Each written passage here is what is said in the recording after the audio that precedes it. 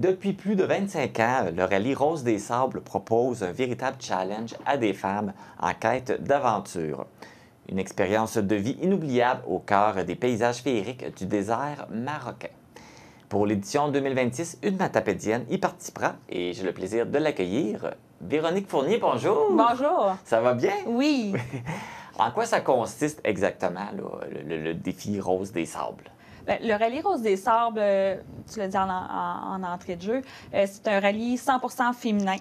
C'est surtout la solidarité, l'entraide des femmes, mais aussi ça soutient les causes, 4 causes, dont le ruban rose qui est à la recherche du cancer du sein.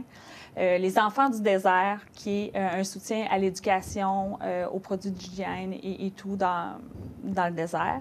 Il y a aussi le Club des petits déjeuners. Souvent, on avait tendance, ici, on entendait souvent parler que c'était juste au Québec, mais c'est à la grandeur du pays. Puis il y a aussi l'Estelada, qui est un organisme qui aide les enfants malades, dans le fond, à faire des projets ou à soutenir les enfants malades là-dedans. Fait que oui, c'est un projet... c'est un projet humanitaire de soutien, de collaboration féminin. C'est tout ça ensemble. C'est ça. Fait que ça se passe dans le désert, mais c'est quoi, juste une genre de course? C'est vraiment un rallye. Okay. Dans le fond, ça va se passer du 16 au 24 octobre 2026 pour l'édition 2026. C'est 8 jours intensifs dans le désert. À chaque jour, on a un parcours à faire, entre 100 et 150 km, tout dépendant, avec des points de ralliement. Donc, on doit passer. Puis le but, c'est pas la vitesse. C'est vraiment, il y a un nombre de kilomètres précis à faire. Puis il faut se rapprocher le plus possible de ça en passant par des points de contrôle. Okay. Donc, oui, on peut couper un petit peu pour...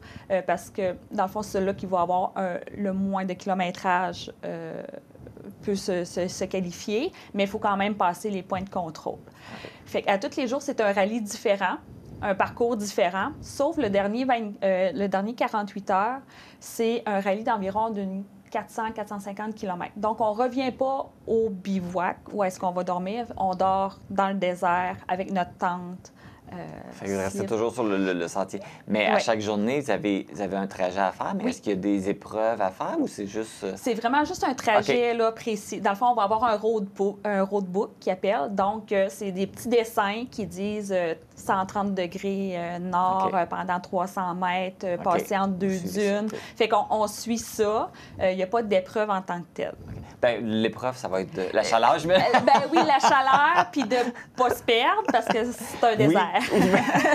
Oui, c'est ça, il peut y avoir un risque. Fait qu'il faut que tu saches bien t'orienter. Oui, c'est ça. C'est surtout un critère de base, je pense, l'orientation. Pourquoi tu as décidé de faire ce défi-là, de te lancer là-dedans? C'est vraiment un défi personnel. J'ai toujours eu connaissance de ce rallye-là. J'ai toujours voulu y participer. Le rassemblement, l'entraide, l'humanité. C'est très émotif, là, mais... Oui, puis c'est correct, ça veut dire que c'est vraiment un défi qui vient toucher. Oui. Parce qu'à cause de ça, à cause de la solidarité que les femmes, la rencontre des gens que tu vas faire là-bas aussi. Là. Oui, c'est ça. Puis j'ai toujours eu connaissance de ce rallye-là. Tu sais, ça existe, c'est la 25e année cette année. Oui, fait que toi, dans le fond, l'année prochaine, ça va être la 26e année. C'est la 26e année. C'est comme une bonne amie que tu sais pas où tu as rencontrée, que tu sais pas... Tu sais, ça a toujours fait partie de ta vie. Fait que le Rallye Rose des Sables, c'est un peu ça. C'est comme une bonne amie. Ça a toujours fait partie de ma vie. J'ai toujours voulu y participer. Je savais pas quand, je savais pas comment. Je savais pas comment m'inscrire. Mais depuis environ 3-4 ans, là, tu sais, je suis beaucoup plus les Québécoises. Je les envie de vivre ce moment intense-là. Donc, c'est ça. C'est pour une expérience de vie, mais aussi apporter mon aide aux gens, soutenir des causes. Parce que j'imagine qu'on sort grandi d'un défi comme celui-là, là, parce que c'est pas évident. Puis, ça demande, c'est très physique, puis c'est très psychologique. Oui, aussi, c'est ça, parce que c'est quand même intensif, parce qu'on part le matin très tôt, la chaleur du désert. Là, je vais être seule, je le fais seule en VTT. Oui? Okay. Oui, c'est ça. Je le fais seule en VTT, donc, tu sais, si je me perds, même si on n'est jamais vraiment perdu, parce qu'on a quand même un système de localisation. Là, fait que, il y a toujours des gens qui vont nous suivre, peu importe. Fait que, même si on pense qu'on est perdu, il y a toujours quelqu'un qui sait où c'est qu'on se trouve. Mais ça peut être quand même déstabilisant, justement, avec la fatigue, parce qu'on peut arriver le soir très tard, on repart le matin très tôt. Si on a resté pris, si on s'est perdu, si on a paniqué dans la journée, peu importe.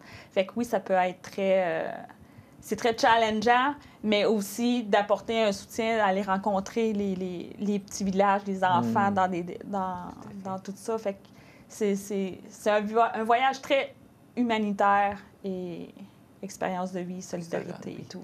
Là, tu le faisais en VTT. Oui. Est-ce qu'ils te prêtent un VTT là-bas? Ou... Je dois faire la location d'un VTT. Moi, je vais le faire en France. J'ai eu quelques contacts. Là. On peut faire la location au Maroc, mais on m'a conseillé fortement de le faire en France parce que les VTT sont neufs, sont toutes montées exprès pour ça. Donc, ça va être plus facile. Tu risques d'avoir un meilleur véhicule. Oui, c'est ça. Parce que si ça brise en chemin, il faut le réparer. Il n'y a pas de temps pour faire le rallye. C'est vraiment Sauf que si on est tout le temps brisé... Ça rallonge. C'est moins agréable aussi pour oui, l'expérience. c'est ça. Parce que là, ça va se passer où? On sait que c'est au Maroc, mais ça va se passer où exactement? On n'a pas l'endroit exact. Je sais qu'on doit atterrir à Casablanca. Ensuite, le Rose des Sables vient nous chercher en autobus. On s'en va jusqu'à Marrakech. Puis après ça va être dans des villages à quelque part, mais c'est changé pratiquement à toutes les années, justement pour que les trajets ne soient pas les mêmes. Parce qu'il y a des gens que ça fait 3, 4, 5, 6 fois qu'ils le font. Oui, donc, c'est ça. Oui, et puis, comment on se prépare justement pour un défi comme ça? Qu'est-ce que ça demande? Est-ce que ça demande une préparation particulière? Bien, pour s'inscrire, il y a 2 critères de base. Être une femme et avoir plus que 18 ans. Donc, si tu as ces 2 critères-là, tu peux y participer. Pour ce qui est de la préparation, bien, tout dépendant... C'est quoi ton bagage? Exemple, si tu n'as jamais conduit, parce qu'on peut le faire en moto, en VTT. Oui, c'est ça. Dans le fond, il y a 4 catégories. Oui, là. C'est ça. En moto, VTT, side-by-side ou en 4x4 ou en camion. Fait que tout dépendant de ça, tu peux avoir une formation de conduite. Moi, je juge que j'en ai pas besoin, parce que je viens de Saint-Alexandre, fait que des 4 roues, des motos, des skidoo, on a fait ça. On a baigné là-dedans, on a grandi avec ça. Ensuite, il y a une formation un peu plus mécanique de base, de changer un tailleur, changer un pneu. Faire la petite maintenance de routine, parce que si on brise, c'est nous qui fait la réparation. Ça aussi, je viens d'un milieu de mécanicien, camionneur, tout ça, fait que je pense que j'ai une bonne base là-dedans. L'autre formation, c'est la navigation, justement parce qu'il faut s'orienter avec une boussole, avec un roadbook. Fait que ça, j'ai aucune connaissance là-dedans. Fait que ça, je vais aller faire une formation à Québec pour ça. Sinon, ben c'est le plus gros de préparation, c'est le financement, le socio-financement. Fait que faire la tournée des commanditaires, faire des activités. Mais là, t'es rendu là-dedans. Oui, là, j'ai commencé. Là, ça fait longtemps que je prépare tout ça, mais là, j'ai commencé à faire la tournée. Ça doit être quand même un défi, ça doit quand même assez dispendieux.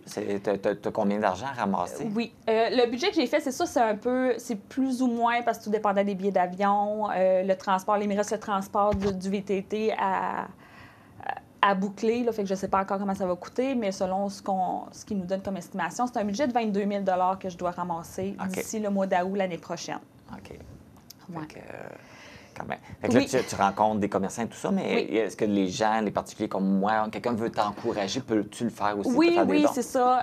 Dans le fond, il y a possibilité de faire soit des virements, des contributions volontaires par virement. J'ai aussi fait des articles promotionnels. Ils ne sont pas tous rentrés, là, mais d'ici 2-3 semaines, là, je vais avoir une plateforme que les gens vont pouvoir faire les achats directement. Là, je suis en train de vérifier avec des commerçants s'il y a possibilité d'aller porter les articles-là pour que les gens viennent les chercher ou faire de la livraison ou autre comme ça. Je vais aussi faire des brunchs. OK. Fait que tu vas organiser des événements, des activités aussi. C'est ça, des activités, des brunchs, souper spaghetti, des rallyes de VTT, mais plus l'été prochain parce que là, on est un petit peu trop serré dans le temps. Puis c'est ça, je fais la tournée des commerçants, des entreprises de la vallée de la Matapédia là, pour contribution. Là, dans le fond, quand ta page pour faire des dons va être prête et quand tes événements vont avoir lieu, tu vas tout annoncer ça sur tes réseaux sociaux, oui, c'est ça. Oui. J'ai Facebook, La Rose du Lac-Pitt, ou Instagram, La Rose du Lac-Pitt aussi. Donc, moi, à chaque fois, j'ai des petites activités ou des articles promotionnels ou autres, là, tout se suit là-dessus. Là. Fait que vous pouvez me suivre sur la page en tout temps. Puis, je vais aussi faire l'évolution là, là-dedans. Oui, là. jusqu'à l'année prochaine, on va Oui, pouvoir oui. te suivre toutes Oui. les étapes. Et puis même, j'imagine que pendant que tu vas être là-bas, est-ce qu'il va y avoir une façon de te suivre aussi? Oui, j'ai pas encore les liens ou comment ça fonctionne exactement, mais ce qu'on m'a dit, c'est qu'il va y avoir un lien que vous allez pouvoir me suivre en direct. Bien, en direct différé, parce que c'est quand même un bon décalage horaire, mais c'est relativement là, assez précis en direct. Donc, vous allez pouvoir me suivre dans le désert. En plus, Puis aussi, on a accès au réseau, donc je vais essayer de faire des vidéos, publier ça là, aussi On va pour pouvoir me te suivre. suivre. Puis t'encourager en même temps, t'envoyer des petits pouces. Oui, parce que c'est sûr qu'il y aura des moments tough quand même, là. C'est ça, ouais. Véronique Fournier, merci Oui. beaucoup. Puis Hey, ça fait plaisir. félicitations de te lancer ce beau défi-là. Merci. Puis bonne chance. Puis on invite les gens là, à Oui. t'encourager là, en grand nombre. Oui, merci.